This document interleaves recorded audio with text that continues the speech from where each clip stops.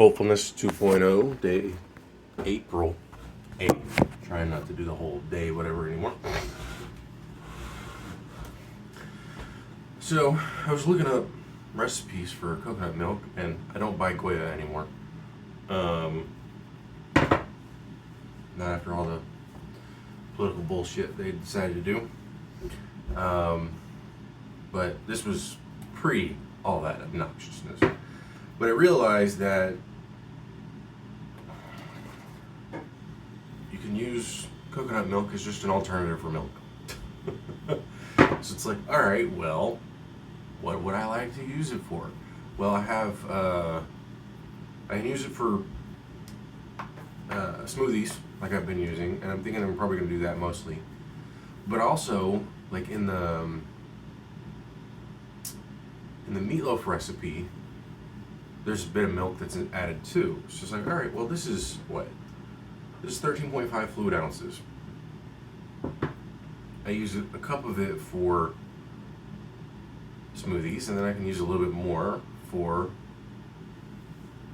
the meatloaf. So that works.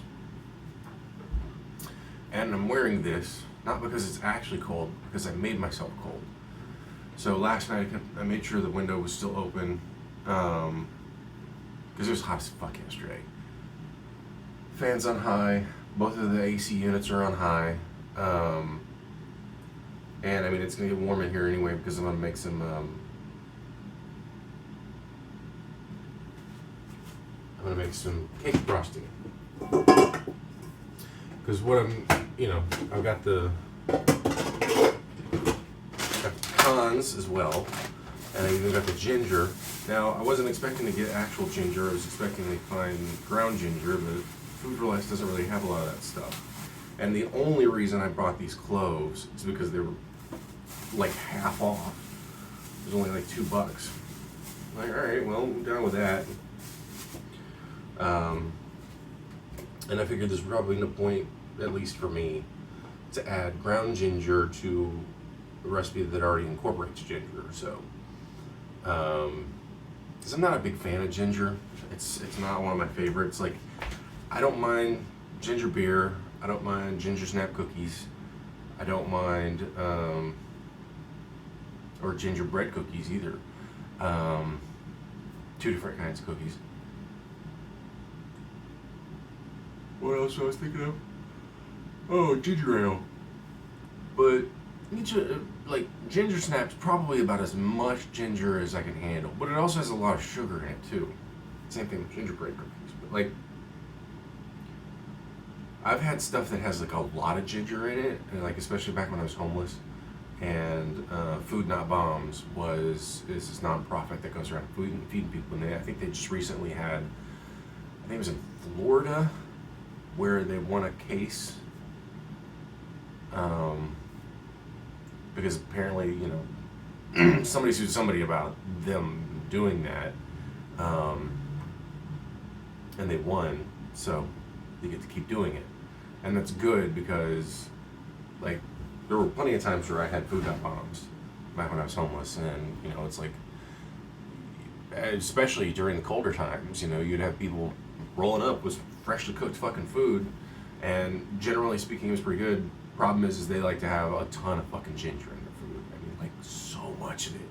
And yeah, ginger's good for you and everything, but like, it's so fucking much. And so, not fond of the excess amount of ginger. But anyway,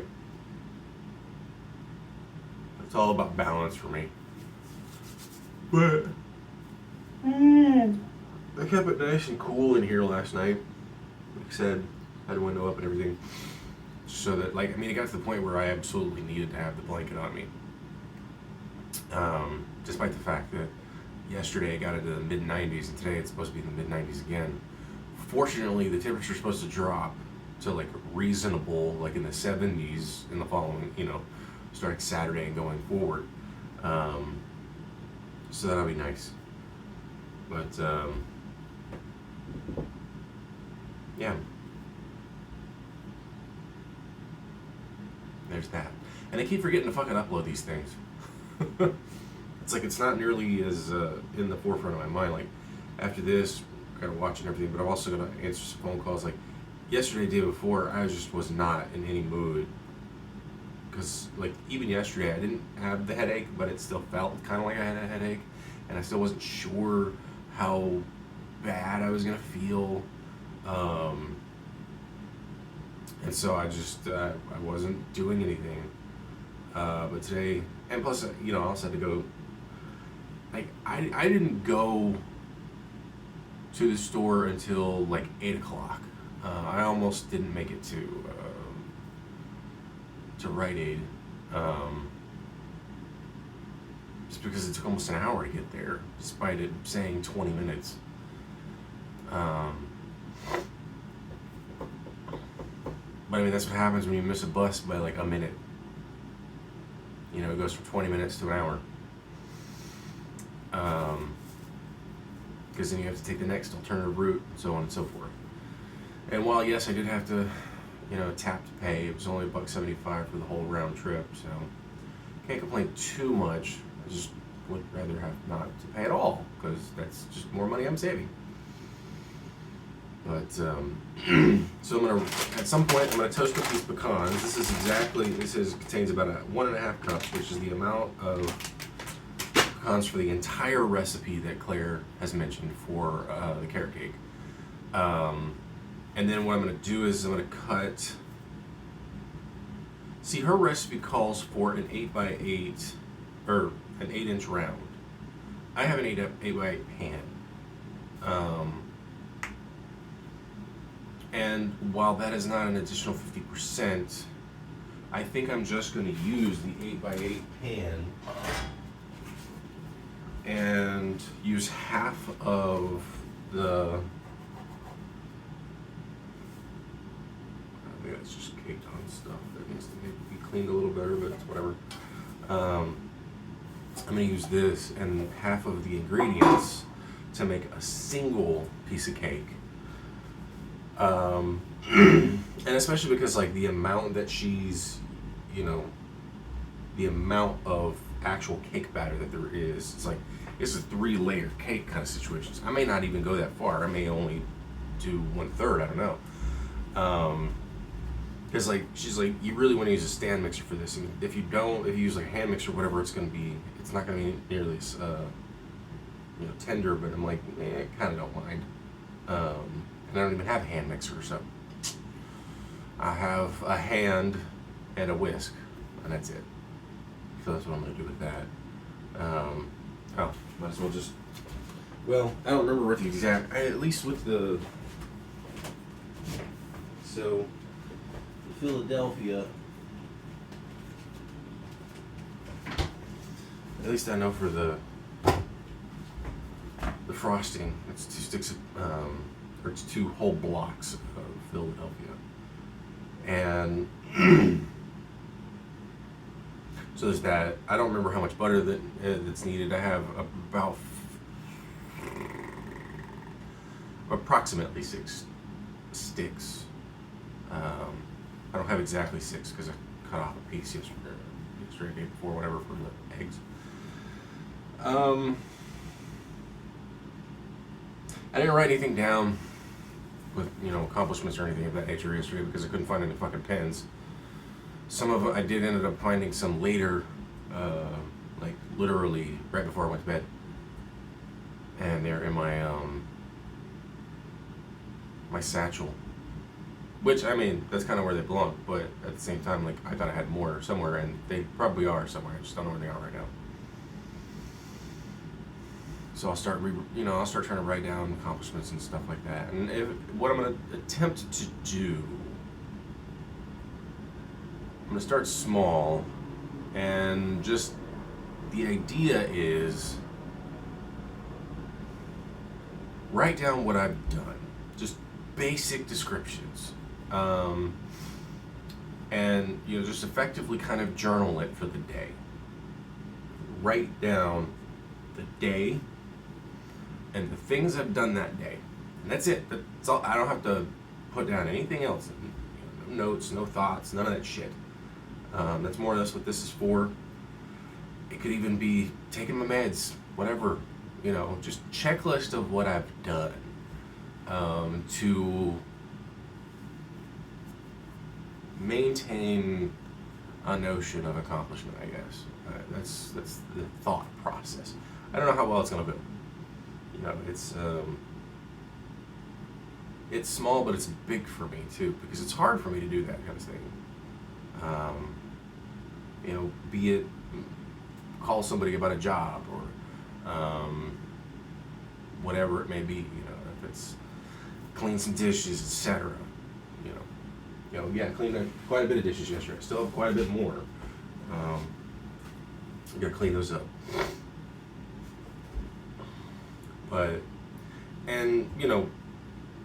Psychiatrists you need to feel proud, effectively, of these accomplishments, even though they're small.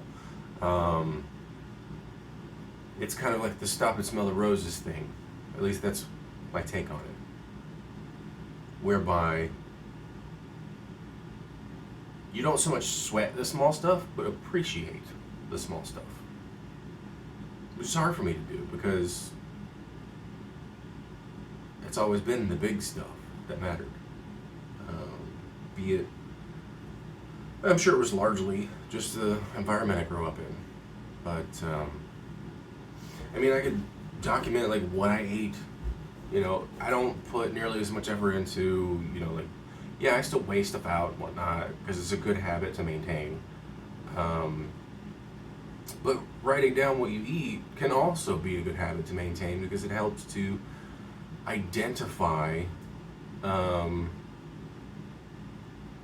not necessarily problems, but just habits and things that can change, and it gives credence to what is going on, to what you have been doing. And even if you don't go back necessarily to revisit these things, it's not necessary to do that sometimes. Sometimes it might be, I don't know. But in so doing, you're at least informing yourself in a way that is beyond just doing. It's becoming more conscientious. And so that's kind of the idea, and that's kind of the hope as to what is going to come from it. And again, it's not about doing anything big. It's just about trying to remember to do the small. And from that, ideally, hopefully, there will be a sense of accomplishment that comes from it over time. I don't have to make a whole cake in a day. I don't even anticipate that being a thing. I have no intention, I have literally zero intention to make a cake today. The only intent I have is to make the frosting. Because then what I can do is, when it's time to make the cake, I can take the frosting out, let it start to cool off, just to warm up to room temp, and then while the cake is doing its thing, the whole process, you can't even frost a cake until it's room temp, because otherwise it starts to break apart and stuff when you start to, and it melts the frosting and it doesn't come out right. So wait until the cake is completely cooled off. And so there's the cake making time, there's the cake baking time, and then there's the cake cooling time. Throughout all of that, you could make the frosting, or you could already have the frosting made, and then just let it, come to temp. And then now you have cake.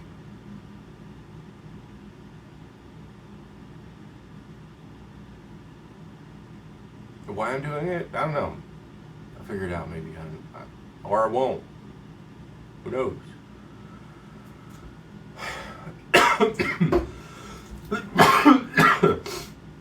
But, she has pecans toast up. I could do that, no big deal. In fact, I think I'll just do that now. Fuck it. By the time this thing gets set,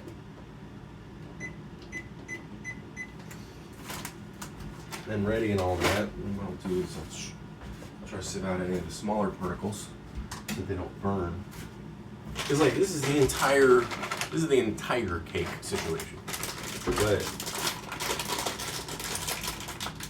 yeah, I don't like it, so I'm just gonna do it the easy way.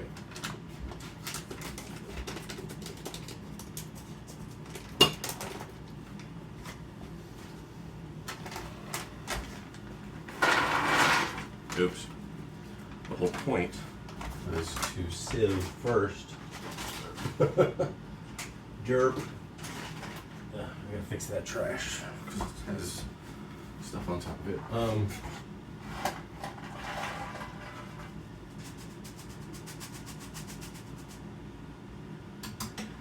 I gonna do here? Just kind of rinse out.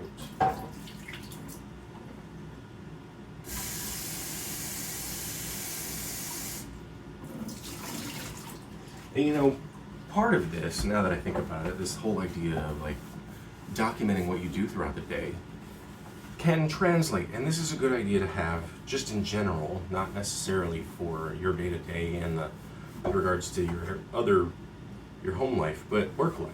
Like what you did that day can help to improve your resume, for instance, because what did you do at your job? Well, if you document what you did at your job, then you will have an idea of what your job really was.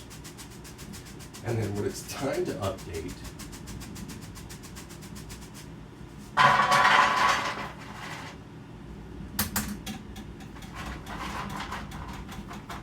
don't have a quarter sheet pan, which is what she used, but it's fine.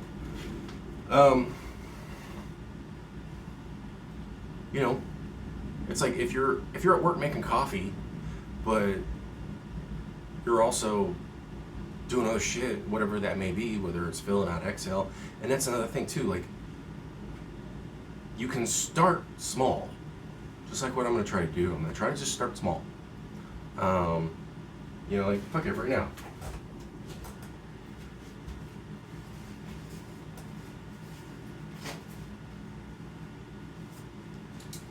Today's the 8th. That hasn't even been used yet because it still has a little plastic nib at the top. Today's April 8th, 2022.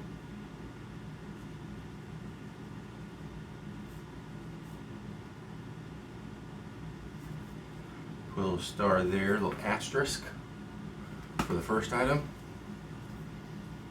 I haven't technically done it yet, but I'm gonna write it down. Roast pecans.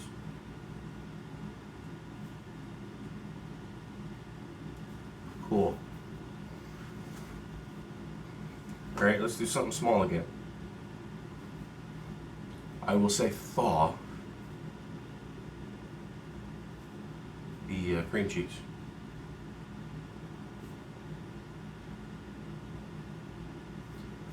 I also took my meds.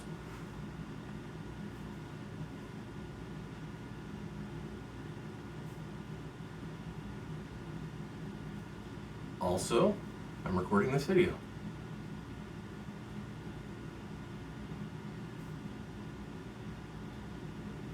Cool. I already got 4 things done. I can just keep going when the time comes. But it's about those small things. It's about understanding what you've done. You know, I have no intent to grate ginger today. Or to make the cake, because I'm not making the cake today. I'm just making the frosting, and it uses half of this. So you know, I'm gonna have to measure that out and stuff. But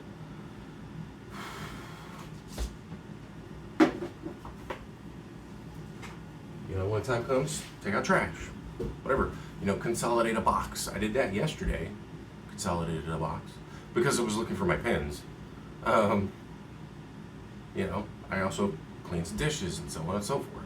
And yes, I'm repeating myself, but at the same time, I'm doing so for my own sake more than anybody else. And I would say that's more why most people who who repeat the same thing over and over, especially when they're in a conversation and they literally just said the thing, especially if they find it funny, they're saying it again because they still think it's funny. It's not because they're trying to be annoying. And it's sometimes, yes, to try to get you to do the same thing. And it's because they're trying to bond socially. But the whole idea, I would say, 9 times out of 10, if not more than that, is that the person saying it is because they're reinforcing it in their own head because they liked what they just said. And so repetition is the key in a lot of ways. I feel like I tried to just pick my nose even though I didn't want to. I was like, I want to scratch my nose, but then it like, anyway. But yeah, so I'm gonna try to do this thing. I don't know how well it's gonna work. I don't know how successful it's gonna be. I think that part of doing the video will help because then I could start using it in the video just like I just did. You know, I could write down what I've already done for the day prior to. So, yeah, documentation matters in a lot of ways too. And that also means, and let's take it back into the job space. If a thing that happens that makes you uncomfortable or is, for all intents and purposes, not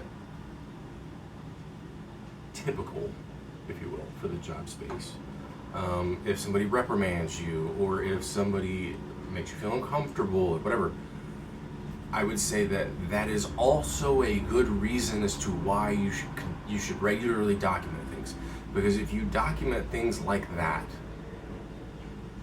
if you're documenting your everyday stuff and then you start documenting also other behaviors of other people when and especially if they do things that make you uncomfortable or make you feel like the workspace isn't appropriate or something along those lines, then you will have established patterns of behavior. And those things, especially when if you're talking to HR or if you're talking to a lawyer or whatever, having had that list of behaviors, not only your own behaviors, but then also these other things that are happening, you'll show a pattern. And that pattern is, somebody could claim that it's all fucking made up, but they would have to prove otherwise. And what you've done is created your own proof through this habit of documenting things. I need to find my timer real quick. I think she says to bake them for like 8 minutes or something like that. So I'm gonna put them in for, oops, shit, went over. I'm gonna put them for 7.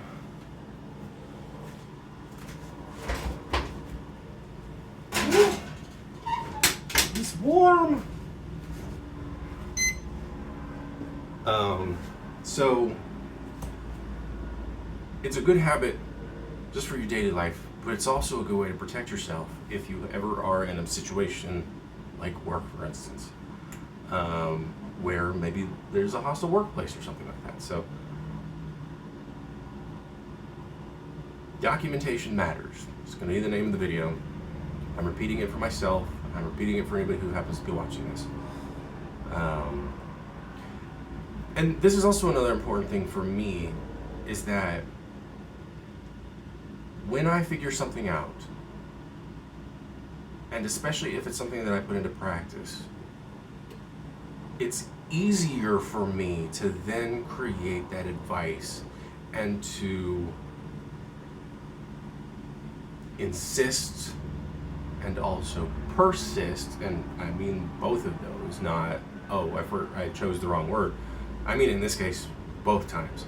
To not only insist, but then to also persist in convincing people, or to pressure them, if you will, to make these positive changes.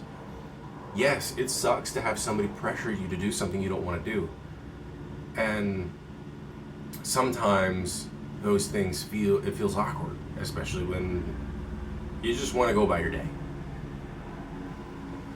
But there's some things it's good for you to do because it can really help make your life better.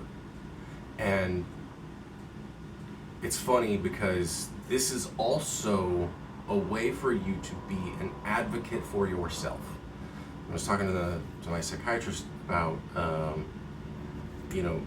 not getting the job with the solar company and because they didn't have cars and stuff. And she mentioned, it's good that you're being an advocate for yourself, because I was talking about like sort of the whole anti-war movement and stuff, and not to a whole lot of degree or anything, but the point of it is involved in all that. And she's like, it's good that you're advocating for yourself, and that's something that I haven't really done much of. I kind of do, but I don't put a lot of effort into it because I don't put a lot of effort into anything. And this is small enough that it can become a lot of effort, and in of itself, over time, becomes a bigger deal. It becomes a bigger thing because it's a cumulative thing. And it's imperative that we all are advocates for ourselves, and that that's where confidence comes into play. That's where self-esteem comes into play.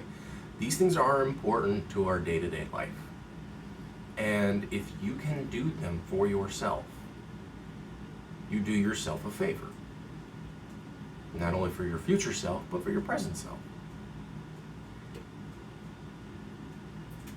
And so it's advice for myself, but it's advice for others too. And since I'm feeling a little better, I'm in kind of a slightly better mood. And when I'm in a good mood, I really do want to help people. That's for sure. And so I'm trying to help myself, and I'm trying to help you. And now it's getting hot, and I can hear pecans like kind of crackling. It's almost like popcorn. It's really fascinating. So I'm going to stop this, and I'm going to listen to that. I'm going to take my clothes off. Have fun.